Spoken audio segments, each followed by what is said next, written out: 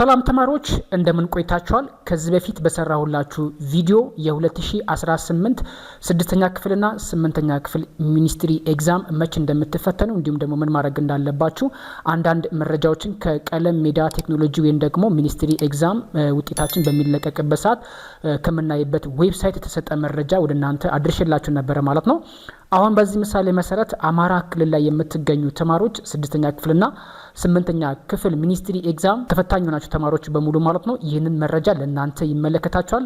ኮሜንት ላይ መቼ እንደምትፈተኑ እንዲሁም ደግሞ ምን ማድረግ እንዳለባችሁ ስጠይቁኝ ነበረ። ስለዚህ ይህንን ቪዲዮ ለሌሎች ተማሪዎችም እንዲደርሳቸው እንዲሁም ደግሞ ወላጆች ጋር እንዲደርስ ቪዲዮን ላይክ አድርጉ። ለቤቱም አዲስ ከሆናችሁ ሰብስክራይብ ማድረጋችሁ እንዳይቀር። እንግዲህ ሚኒስትሪ ኤግዛማችሁን የምትፈተኑት ይህን የምታዩት ዌብሳይት ማለት ነው ቀለም ሜዳ ቴክኖሎጂ ወይም ደግሞ ሚኒስትሪ ኤግዛም በሚለቀቅበት ሰዓት ውጤታችን የምናይበት ዌብሳይት ነው።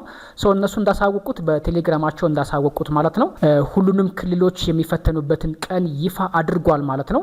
የአዲስ አበባ የሚሰጥበትን ቀን ኦልሬዲ ያሳውቀዋል። ነገር ግን አማራ ክልል ላይ ለምትገኙ ተማሪዎች የሚኒስትሪ ኤግዛማችሁን የሚሰጥበት ወሩ ከሰኔ ወር ጀምሮ ማለት ነው 2018 እንደሚሰጥ ይታወቃል ማለት ነው።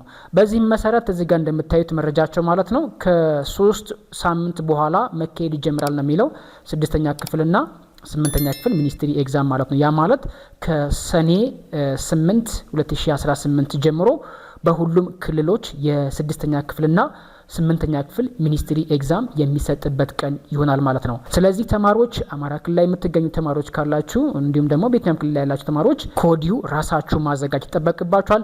ለዚህም ይረዳችሁ ዘንድ እንዲሁም ደግሞ የሚጠቅማችሁ አንዳንድ ማጠናከሪያ ትምህርቶችን የያዘ ይህንን ዩቲዩብ ቻናላችን እዚህ ላይ እንደምታዩት በተለያየ ጊዜ ሚኒስትሪ ኤግዛም የተፈተኗቸው 6ኛ ክፍልና 8ኛ ክፍል ሚኒስትሪ ኤግዛም የተፈተኗቸው ጥያቄዎችና ማብራሪያዎች የተሰራበት ቪዲዮ ታገኛላችሁ። ስለዚህ እነዚህን ቪዲዮዎች ገብታችሁ በማየት ራሳችሁን ከወዲሁ ማዘጋጀት ይጠበቅባችኋል ማለት ነው። አማራ ክልል ላይ የምትገኙ ተማሪዎች ሰኔ ላይ እንደሚሰጥ እርግጠኛ ነኝ። ስለዚህ ከወዲሁ ራሳችሁ አዘጋጁ። የትኛውንም አይነት ሀሳብ አስተያየት ካላችሁ ቴሌግራማችን ላይ አነጋግሩን። እንዲሁም ደግሞ ሀሳብ ካላችሁ መግለጽ ትችላላችሁ። በቀጣይ ደግሞ እናንተን በሚጠቅማችሁ መረጃ እንገናኛለን።